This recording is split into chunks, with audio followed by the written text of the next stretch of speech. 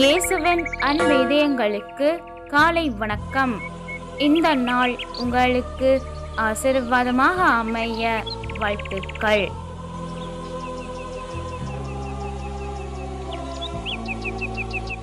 இப்போதைய நாளுக்கான ஆசீர்வாத இறைவசனம் யோவான் அதிகாரம் 14 இறை வார்த்தை 27.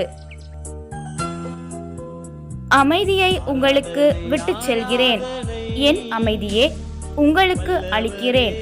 நான் உங்களுக்கு தரும் அமைதி உலகம் தரும் அமைதி போன்றதல்ல. அற்புதமே அதிசயமே